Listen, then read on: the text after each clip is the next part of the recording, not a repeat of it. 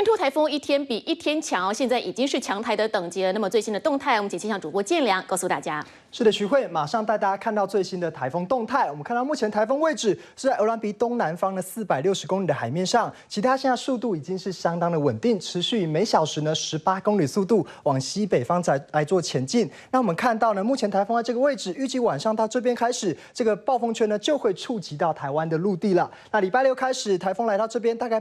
半个暴风圈笼罩住半个台湾了，所以这个台湾全台各地都会受到它的影响。那礼拜天开始持续往香港过去，大概这个风势雨势就会比较小一些。但礼拜一呢，要前往香港的朋友就要特别注意了。那我们看到今天虽然还没有受到这个台风的影响，不过这个北部地区有一些外围云系已经逐渐飘进来了。我们看到北部这边已经有一些这个外围云系飘进来，像是这个石碇、深坑、文山区一早呢就有比较大的雨势发生，像是文山区呢，今天日累积雨量就来到75毫米了，已经达到大雨等级了。其实雨势是相当的明显。这个倒是东半部地区好像没有什么雨势哦，但是千万不要掉以轻心了，因为外围的云系其实就在东半部海岸这边，大概晚上开始逐渐移进来之后，整个东半部、东南部地区呢雨势就会越来越明显了，一定要特别的注意。那我们看到礼拜六开始呢，大概台风呢走到台湾的南边，大概是这个位置，那笼罩住半个台湾之后，全台都会受到它的影响。但因为呢它是从南边通过的，所以整个这个南部、东南部是首当其冲啊，雨势是特别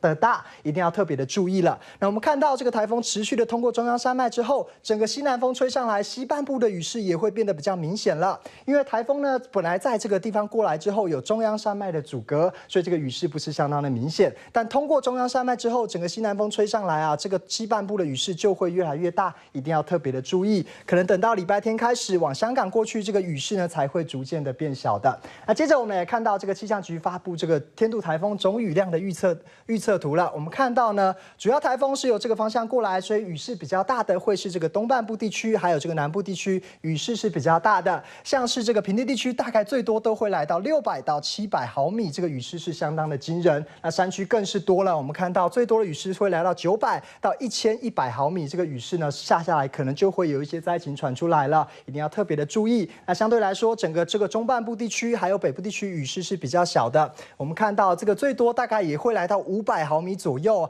其实虽然说比较少，但是这个雨势还是不小哦，所以也要特别的注意了。那以上是这节的台风动态。